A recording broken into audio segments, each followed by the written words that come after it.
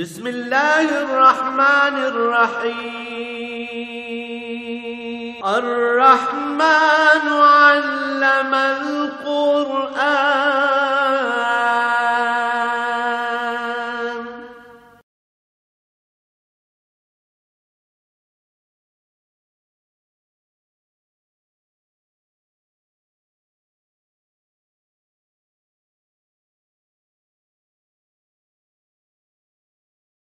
الحمد لله رب العالمين والصلاة والسلام على حبيبه محمد وآله وصحبه. أعوذ بالله من الشيطان الرجيم. بسم الله الرحمن الرحيم. ولا تحسبن الله غافلا عما يعمل الظالمون إنما يؤخرهم ليوم تشخص فيه الأبصار مهطعين مقنعي رؤوسهم لا يرتد إليهم طرفهم وأفئدتهم هواء وأنذر الناس يوم يأتيهم العذاب فيقول الذين ظلموا ربنا أخرنا إلى أجل قريب نجب دعوتك ونتبع الرسل أولم تكونوا أقسمتم من قبل ما لم يكن من زوال وسكنتم في مساكن الذين ظلموا أنفسهم وتبين لكم كيف فعلنا بهم وضربنا لكم الأمثال وقد مكروا مكرهم وعند الله مكرهم إن كان مكرهم لتزول منه الجبال فلا تحسبن الله مخلف وعده رسلا إن الله عزيز ذو انتقام. يوم تبدل الأرض غير الأرض والسماوات وبرزوا لله الواحد القهار وترى المجرمين يومئذ مقرنين في الأصفاد سرابيلهم من قطران وتغشى وجوههم النار ليجزي الله كل نفس ما كسبت إن الله سريع الحساب. هذا بلاغ للناس ولينذروا به وليعلموا انما هو اله واحد وليذكر اولو الالباب. بسم الله الرحمن الرحيم. الف لام را تلك آيات الكتاب وقرآن مبين. اللهم سبحانك لا علم لنا الا ما علمتنا انك انت العليم الحكيم. مولاي صل وسلم دائما ابدا على حبیبک خیر الخلق کلہم.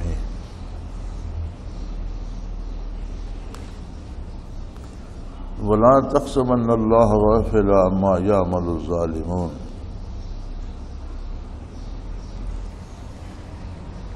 فرمایا کوئی یہ خیال نہ کرے کہ جو لوگ ظلم کر رہے ہیں اللہ کی نافرمانی کر رہے ہیں اللہ کریم کی ذات والا صفات ان سے بے خبر ہے کسی کا کچھ نہیں بگڑ رہا. نفس انسانی عجیب عجیب چیزیں سوچتا ہے اور یہ بڑی عجیب بات ہے کہ اچھے لوگوں کی پیروی بڑے کم لوگ کرتے ہیں خوش نصیب ہوتے ہیں. برائی کی مثال زیادہ لوگ لے لیتے ہیں. فلاں نے چوری کر لی تو کیا ہوگا میں بھی کر لوں گا.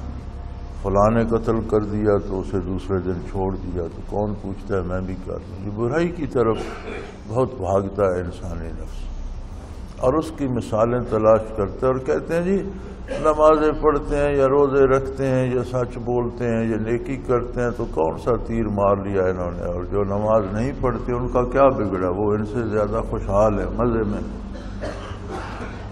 فرمایا یہ مت بھولو کہ یہ جو کچھ کر رہے ہیں یہ اللہ کریم کے روبرو کر رہے ہیں. پھر انہیں ان کی پکڑ کیوں نہیں ہوتی؟ فرمایا انما یؤخرہم لیوم تشخص فیہ الابصار. انہیں ایک خاص وقت تک کے لیے اللہ نے مہلت دی ہے. نیکی اور برائی کے راستے واضح کر دی ہیں. انبیاء اور رسل بھیجے ہیں کتابیں بھیجی ہیں دعوت دی ہے لیکن اختیار بندے کے اپنے پاس ہے کہ وہ کس طرف جانا چاہتا ہے. اگر وہ برائی کا راستہ اختیار کرتا ہے تو اس کے پاس بھی ایک وقت تک کے لیے مہلت ہے. کر لے کیا کر سکتا ہے. آخر وہ دن آ جائے گا جب نگاہیں پھٹی کی پھٹی رہ جائیں. قیامت تو بہت بڑا حادثہ ہے. اللہ معاف فرمائے، قیامت کا دن تو بہت عجیب ہوگا کہ جب آدم علیہ السلام سے لے کر قیامت تک آنے والی ساری نسل انسانی ایک جگہ جمع ہوگی. وہ تو بہت عجیب ہوگا. جب کسی کی موت بھی آتی ہے تو بھی اس کی نگاہیں پھٹی کی پھٹی رہ جائیں. ابھی بدن میں روح باقی ہوتی ہے لیکن اسے کوئی نہ گھر نظر آتا ہے، نہ رشتہ دار نظر آتے ہیں، نہ بیٹے بیٹیاں نظر آتے ہیں، نہ کوئی کسی کی فکر ہو. آنکھیں پھٹی کی پھٹی رہ جاتی ہیں. فرمایا ایک وقت آ رہا ہے جب ان کی نگاہیں پھٹی کی پھٹی رہ جائیں گی اور قیامت قائم ہوگی تو سر اٹھا کر میدان حشر کی طرف دوڑ رہے ہوں گے اور پلک تک نہیں جھپک سکیں گے. خوف کا یہ عالم ہوگا کہ آنکھیں جامد ہو جائیں گی، ان سے پلکیں تک نہیں جھپکی جائیں گی. یا لا یرتد الیہم طرفہم، یہ پلک نہیں جھپک سکیں گے، ان کی نگاہ ان کی طرف واپس نہیں آ سکے گی. تو افئدتہم ہوا، اور دلوں میں ایسی ہیبت الہی ہوگی کہ گویا دھواں بن کر اڑ رہے. دل سینے میں نہیں رہا بلکہ غبار بن کر اڑ رہا ہے. آپ کا منصب جلیلہ یہ ہے کہ وَأَنذِرِ النَّاسَ، آپ لوگوں کو اس خطرے سے بر وقت مطلع فرما دیں. آپ کا منصب عالی یہ ہے کہ آنے والے اس سخت وقت کی اطلاع انہیں بر وقت دے دیجئے اور انہیں بتا دیجئے یوم یاتیہم العذاب فیقول الذین ظلموا ربنا اخرنا الی اجل قریب. جب وقت آئے گا، گرفت ہوگی، پرسش ہوگی، تو بڑے بڑے ظالم، بڑے بڑے جابر، بڑے بڑے طاقتور اس وقت گڑ گڑا رہے ہوں گے کہ اے ہمارے پروردگار ربنا. ساری زندگی تو نہیں مانا لیکن جب میدان حشر میں جانا پڑے گا تو پھر سمجھ آ جائے گی کہ اللہ کے علاوہ کوئی رب نہیں ہے. کیونکہ اللہ کو الہ ماننا تو اتنا مشکل نہیں ہے. اللہ کی ربوبیت پہ یقین کرنا بہت مشکل ہے.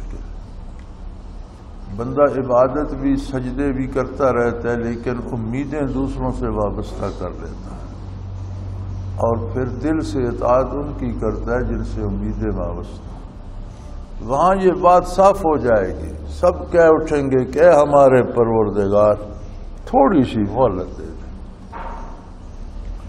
اخرنا الی اجل قریب، ہمیں تھوڑی سی مہلت عطا کر دے، کوئی تھوڑا سا وقت دے دے، ایک دفعہ ہمیں واپس دنیا میں جانے دے، چند برس کی، چند مہینوں کی زندگی دے دے. اجل قریب، تھوڑی سی مہلت دے دے، اتنی دے دے کہ ہم جا کر وہاں ایمان لا سکیں، کچھ کام کر سکیں.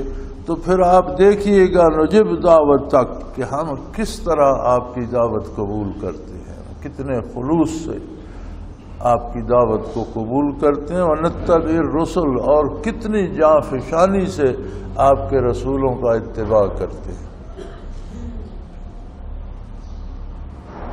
جب حشر قائم ہو جائے گا تو پھر تو سب بات کھل کر سامنے آ جائے گی. جنت و دوزخ بھی سامنے ہوگی، فرشتے، عذاب و ثواب بھی سامنے ہوگا. تو پھر درخواست، پھر وہاں یہ بھی سمجھ آ جائے گی کہ اللہ کے علاوہ کوئی سننے والا، کوئی دینے والا، کوئی پالنے والا، کوئی ضرورتیں پوری کرنے والا نہیں ہے.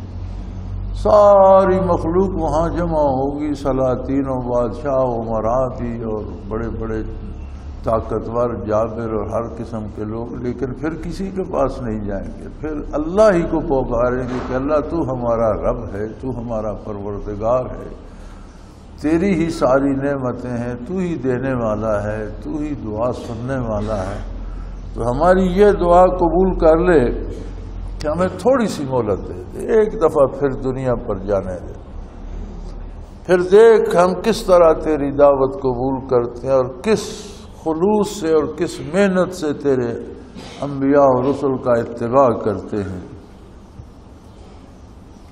تو اللہ کریم وہ باتیں یاد کرائیں گے جو ہم دنیا میں کرتے رہتے ہیں، جو دنیا میں وہ لوگ کیا کرتے تھے، تو وہ فرمائیں گے، ارشاد ہوگا اولم تکونوا اقسمتم من قبل ما لکم من زوال، جب تمہارے پاس اقتدار، طاقت، دولت، صحت تھی تو تم قسمیں کھایا کرتے تھے، قسمیں نہیں کھایا کرتے تھے کہ ہمیں زوال نہیں ہوگا، یہ ہماری نعمتیں ضائع نہیں ہوں گی، ہم سے یہ طاقت کوئی نہیں چھین سکتا، ہماری حکومت کو کون چھین سکتا ہے؟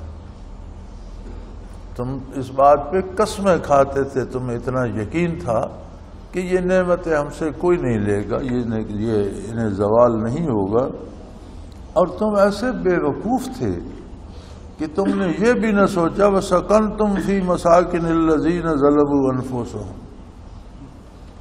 کہ جن شہروں میں، جن گاؤں میں، جن قریوں میں، جن آبادیوں میں تم رہتے ہو، تم پہلے انسان تو نہیں ہو کہ تم نے یہ آبادیاں بنا لی،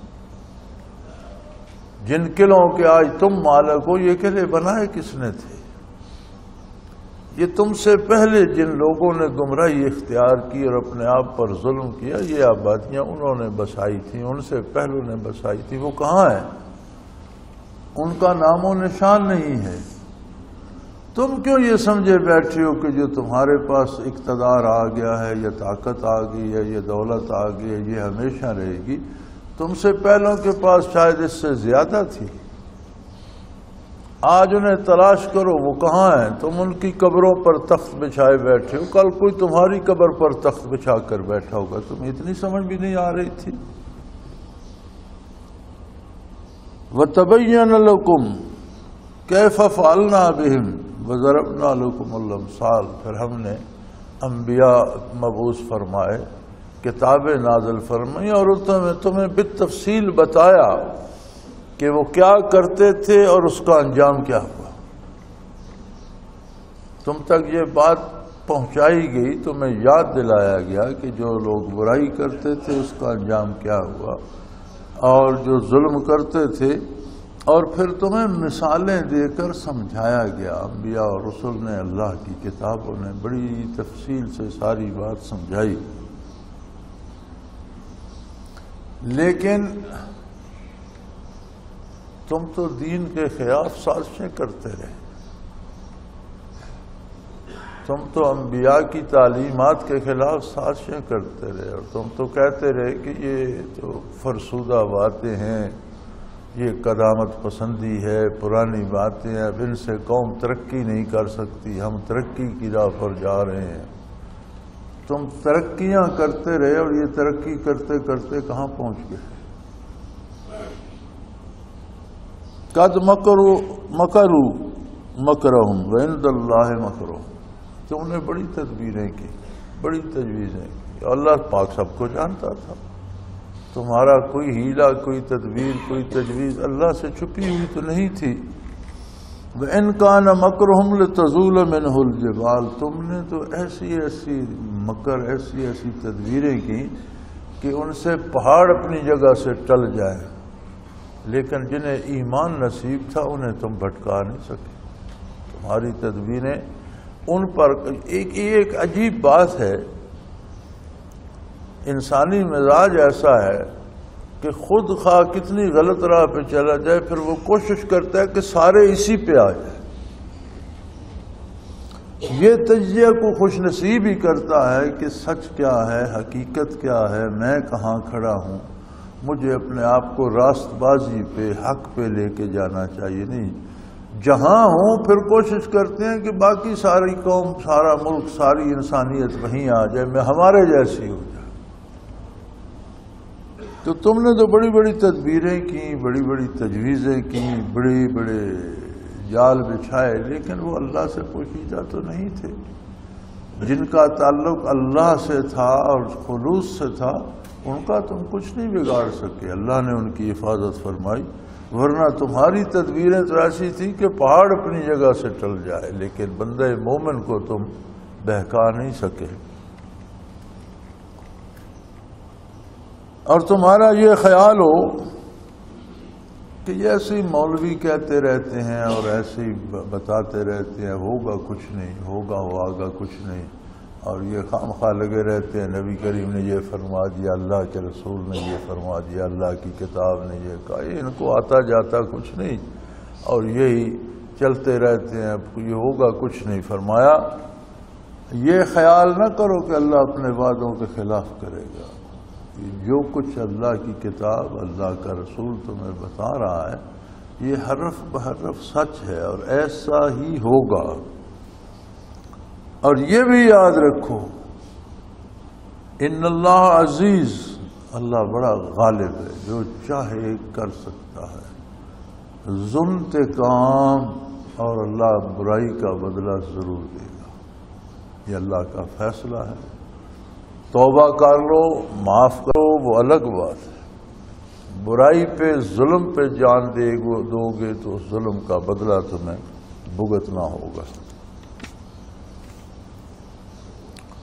اور تم بڑی غلط فہمیوں میں مبتلا ہو کہ ہمارے جی پہرے دار ہیں اور ہمارے محلات ہیں اور ہماری فوجیں ہیں اور ہمارے لو لشکر ہیں اور ہمارے پاس خزانے ہیں۔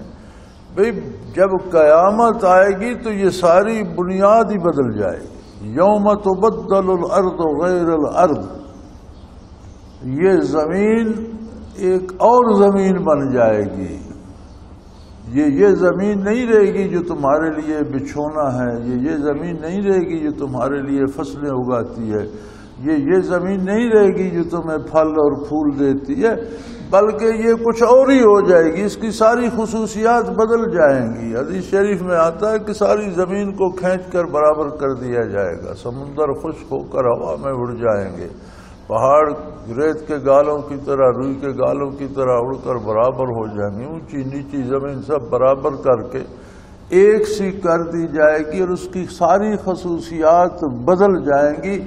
ایک ہی لمحے میں بندے مومن کے لیے رحمت اور باد بہاری ہوگی اور کافر کے لیے نار جہنم سے سخت تپتی ہوئی وہی زمین ہوگی۔ اس کی خصوصیت یہ ایک اور زمین بن جائے گی، اس پہ مت رہو کہ ہم نے اس زمین پہ بڑے قلعے بنا لیے اور ہم نے بڑے عالی شان محل بنا لیے، یہ سب کچھ تباہ ہو جائے گا، اس کی ساری خصوصیات بدل جائیں گی، آسمان کی ساری خصوصیات بدل جائیں گی۔ یہ تم راتوں کے نظارے اور چاند کی چاندنیاں اور ستاروں کی چمک اور ہواؤں کی روانی یہ سب بھول جاؤ گے، آسمان کی خصوصیات بھی بدل جائیں گی۔ وہ بیک وقت عین ایک لمحے میں بندے مومن کے لیے رحمت برسا رہا ہوگا اور کافر کے لیے غضب الہی کے برسانے کا سبب ہوگا۔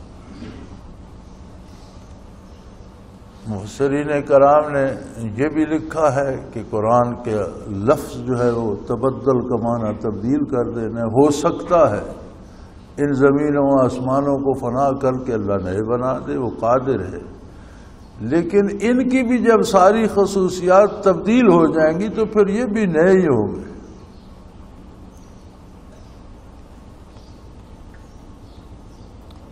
وَبَرَزُوا لِلَّهِ الْوَاحِدِ الْقَهَّارِ، اور کسی شخص کو اور کوئی فکر نہیں ہوگی بلکہ ہر کوئی اللہ کے روبرو پیش ہونے سے لرزاں ترساں، ہر بندے کو اپنی فکر پڑی ہوئی ہوگی۔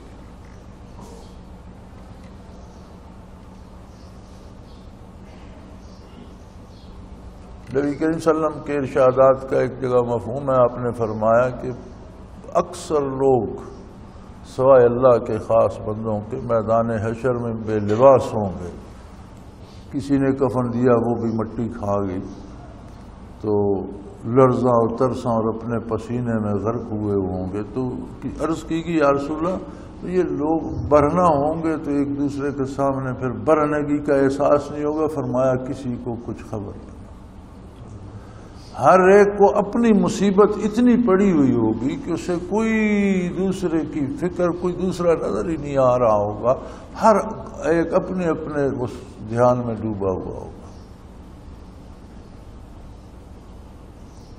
اور اللہ واحد کی بارگاہ میں سب کو پیش ہونا ہے، القہار، جو ظالموں کے لیے بہت سخت گیر ہے، بہت زبردست ہے۔ وَتَرَى الْمُجْرِمِينَ يَوْمَئِذٍ مُقَرَّنِينَ فِي الْأَصْفَادِ، اور تم دیکھو گے کہ جو بڑے بڑے مجرم اور ظالم اور متکبر لوگ ہیں اور آج بڑھ کے مارتے نہیں تھکتے، یہ بڑے بڑے کفار زنجیروں میں جکڑے ہوئے ہوں گے، سرابیلہم من قطران، اور ان کی قمیضیں ان کو گندھک کے کرتے پہنائے جائیں گے، آتشگیر مادے کی ان کی لمبی لمبی گھٹنوں تک ٹخنوں تک ان کے لمبے لمبے چوغے ہوں گے، اور وہ آتشگیر مادے کے ہوں گے، اور اس کی آگ بھڑک کر ان کے چہروں کو گھیر رہی ہوگی، یعنی پاؤں سے لے کر سر تک وہ شعلہ سا بنا ہوا ہوگا، اور ان کے چہروں کو آگ جھلس رہی ہوگی، جلا رہی ہوگی۔ وَتَغْشَى وُجُوهَهُمُ النَّارُ، آگ نے ان کے چہروں کو ڈھانپ رکھا ہو۔ یہ آخرت اتنی مضبوط اور اتنی حقیقت ہے کہ انسانی زندگی میں دنیا میں بھی اس کا عمل دخل رہتا ہے۔ میں اگلے دن ٹی وی میں نے آن کیا تو ایک انگریزی کسی فلم کا اشتہار لگا ہوا تھا غالباً، اور یہ ہمارے بھی خبروں وغیرہ کے درمیان بھی عجیب و غریب اشتہارات لگاتے ہیں، اپنے ملک کے ہوں تو برہنہ عورتوں کے ہوتے ہیں، باہر کے ہوں تو ان کی فلموں کے ہوتے ہیں۔ تو اس فلم میں وہ دکھا رہے تھے کہ وہ بندہ کام کاج کر رہا ہے، بھاگ رہا اور لڑ بھڑ رہا ہے جو بھی ہے، لیکن اس کے وجود سے، اس کے چہرے سے سب سے آگ کی لپٹیں شعلے نکل رہے ہیں۔ تو میں سوچ رہا تھا کہ آخرت کتنی مضبوط ہے۔ اب ان لوگوں کا آخرت بھی ایمان بھی نہیں ہے، یقین بھی نہیں ہے، لیکن ان کے دماغ میں وہ خیالات گردش کر رہے ہیں کہ ایسا بھی ہوگا۔ کوئی چیز ذہن میں آتی ہے تو بندہ اس کی تصویر بناتا ہے نا۔ تو ان کی آپ فلمیں اور ان کی تصویریں اور اب اس جدید دور میں جو آ رہی ہیں انگریزی فلمیں وہ دیکھیں تو بالکل قیامت کا اور جہنمیوں کا وہ منظر یاد آ جاتا ہے۔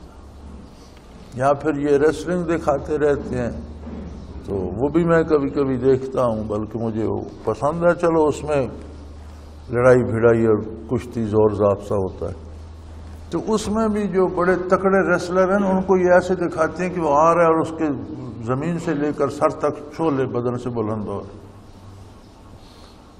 تو قرآن تو وہ پڑھتے نہیں، قرآن کو تو وہ مانتے ہی نہیں، نبی صلی اللہ علیہ وسلم کی تعلیمات تو انہوں نے پڑھی نہیں۔ تو یہ تصویر جو قرآن کھینچ رہا ہے بڑے بڑے ظالموں کی میدان حشر میں، یہ ان کے ذہن میں کیسے آ گئی؟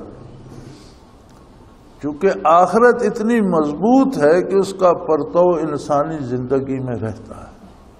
یہ صرف تصویروں میں نہیں بلکہ یہ اندر اسی طرح جلتے بھی رہتے ہیں، اسی طرح بے چینیاں ہوتی ہیں، بے قراریاں ہوتی ہیں۔ دولت ہے، گھر ہیں، گاڑیاں ہیں، لیکن اندر جو ہے وہ دوزخ دہک رہے ہیں۔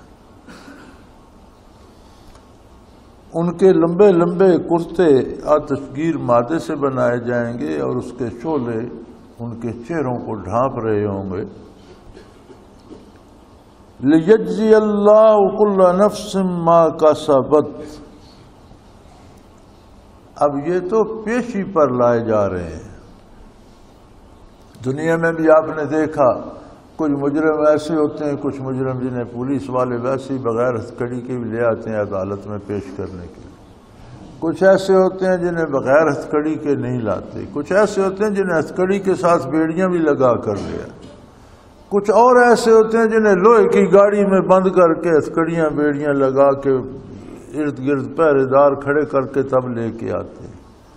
فرمایا یہ تو صرف پیشی پر لے جائے جا رہے ہیں کہ ان کے کرتے آتشگیر مادے کے ہیں اور چہرے کو آگ جلسا رہی ہے۔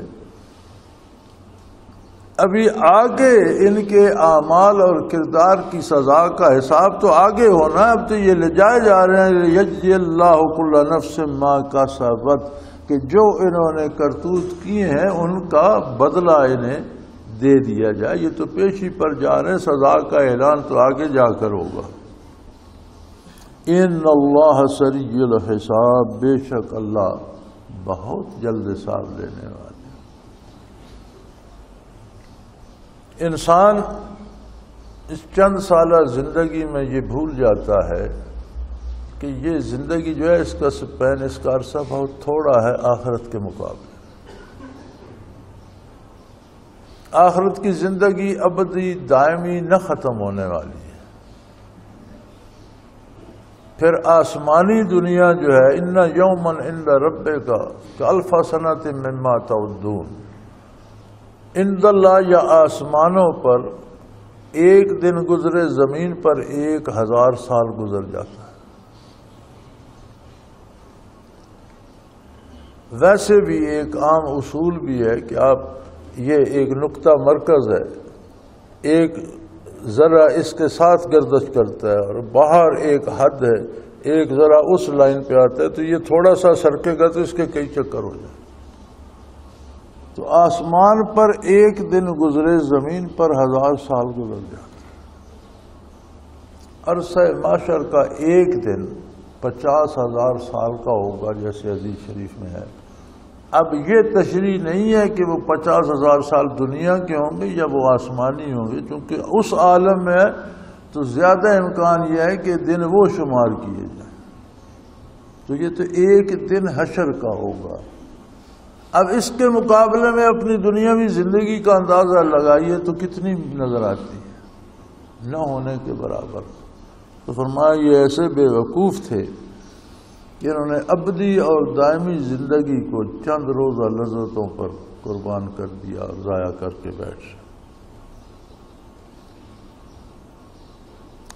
ھذا بلاغ للناس ولینذروا به وليعلموا انما هو الہ واحد وليذکر اولو الالباب۔ یہ سارا پیغام اللہ کے رسول صلی اللہ علیہ وسلم کی بعثت، آپ کا پیغام، اللہ کا یہ قرآن، یہ سارے ذرائع اس لیے ہیں کہ لوگوں تک حقائق پہنچے۔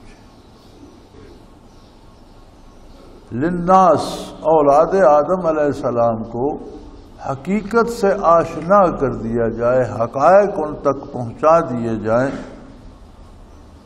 اور انہیں انجام بد کی بروقت خبر دی جائے۔ انذار کا ترجمہ اردو میں تو ڈر ہی لکھا جاتا ہے، چونکہ اردو کا دامن تنگ ہے اور اس میں عربی والی وسعت نہیں ہے، لیکن ڈر بہت قسموں کا ہوتا ہے۔ ڈر دشمن کا بھی ہوتا ہے، ڈر بیماری کا بھی ہوتا ہے، ڈر درندے کا بھی ہوتا ہے، ڈاکو کا بھی ہوتا ہے۔ انذار یہ ڈر نہیں، انذار اس ڈر کو کہتے ہیں کہ کوئی بندہ کوئی چیز کھانے لگے تو کوئی دوسرا سمجھدار اسے کہے کہ یار یہ کھاتے رہے ہو لیکن یہ ہفتہ 2 ہفتے مہینہ کھاتے رہو گے کچھ نہیں ہوگا، مہینے بعد اس کا اثر شروع ہوگا اور یہ تمہیں مار کے چھوڑے گا، یہ بڑی زہریلی چیز ہے، مت کھاؤ۔ یعنی جو کر رہے ہو اس کا جو انجام ہوگا برا، اس کی بروقت خبر دے دی جائے، یہ انذار ہے۔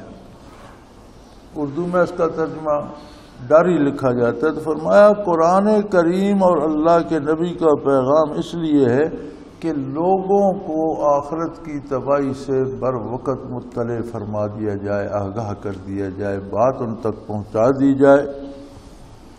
وَلِيَعْلَمُوا أَنَّمَا هُوَ إِلَٰهٌ وَاحِدٌ، اور دوسرا بڑا کام قرآن کا اور آپ کے ارشادات کا یہ ہے کہ لوگوں کو یہ یقین دلا دیا جائے کہ عبادت کا مستحق صرف وہی واحد و لا شریک ہے۔ عبادت سے مراد صرف نماز و روزہ نہیں ہے، عبادت سے مراد اطاعت ہے، جس میں نماز روزہ بھی شامل ہے، عبادات فرضی نفلی بھی شامل ہیں، اور جس میں ساری زندگی شامل ہے کہ بندے کا ہر کام، ہر سوچ، ہر لفظ یا عبادت ہے یا اطاعت کی حد سے باہر ہے اور گناہ ہے۔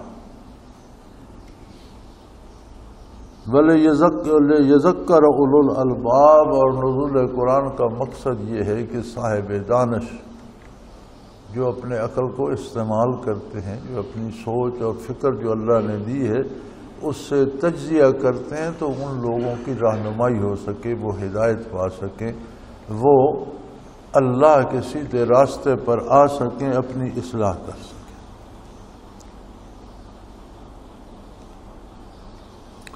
اگلی سورہ مبارکہ سورہ ہجر ہے.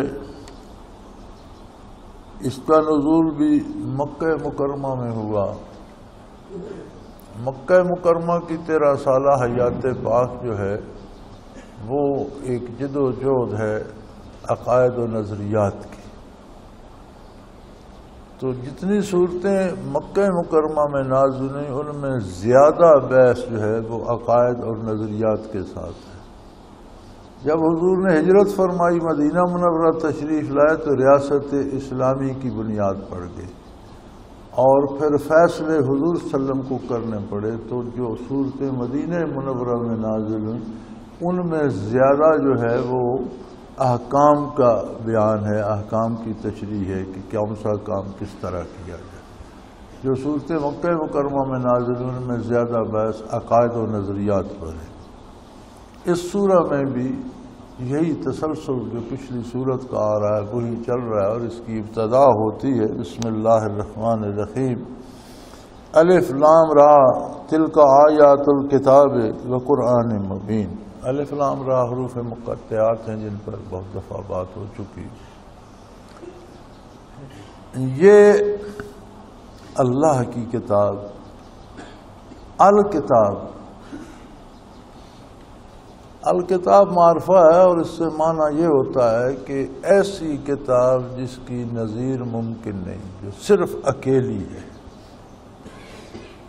الف لام جب ساتھ لگتا ہے تو اس سے مراد ہوتا ہے کہ یہ بے مثل بے مثال اعلیٰ اور کائنات میں اکیلی ہے، کوئی اس کی مثال نہیں. فرمایا یہ اس الکتاب کی باتیں اور اس قرآن کی باتیں ہیں جو ہر بات کو کھول کر بیان کر دیتے، پورے طریقے سے تفصیل بتا کر، چھوٹی چھوٹی باتوں کی تفصیل بتا کر ہر بات واضح اور روشن کر دیتا ہے. وآخر دعوانا ان الحمدللہ رب العالمین. اللہ اللہ اللہ اللہ اللہ اللہ اللہ اللہ.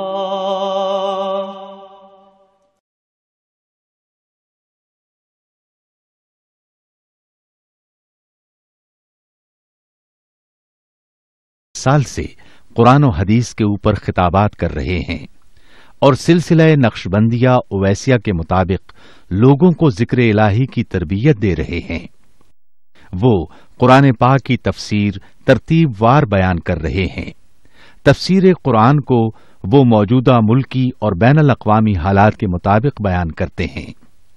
موٹر وے سے کلر کہار کے انٹرچینج سے نکلتے ہوئے، کلر کہار کی جھیل سے ہوتے ہوئے میانی، بوچھال اور نور پور سے گزرتے ہوئے دارالعرفان منارہ پہنچ سکتے ہیں. حضرت امیر محمد اکرم آوان نے بچیوں اور بچوں کی دینی اور دنیاوی تعلیم کے لیے سقارہ اکیڈمی کے نام سے ایک درسگاہ بھی قائم کی ہے، جس کا افتتاح ملک پاکستان کے صدر جنرل محمد ضیاء الحق نے اپنے دست مبارک سے کیا تھا. وہ تمام احباب جو اسلام کی طلب رکھتے ہیں ان سے گزارش ہے کہ دارالعرفان منارہ ضلع چکوال میں امیر محمد اکرم آوان صاحب کے خطابات سے مستفید ہوں. وہ ہر جمعے کو نماز سے پہلے بیان فرماتے ہیں. ہر ماہ کی پہلی اتوار کو ماہانہ اجتماع ہوتا ہے جس میں آپ خصوصی خطاب فرماتے ہیں اور پاکستان کے چاروں صوبوں سے احباب اس اجتماع میں شرکت کرتے ہیں. اس کے علاوہ یہاں سال میں 2 مرکزی اجتماعات بھی ہوتے ہیں، ایک رمضان المبارک میں اعتکاف کا اجتماع اور دوسرا جولائی اور اگست میں 40 دن کا اجتماع ہوتا ہے جس میں روحانی تربیت کی جاتی ہے. اپنا خون سیماب دے کر اتنا ہم کر جائیں گے، نام آقا کا چمن میں پھر رقم کر جائیں گے.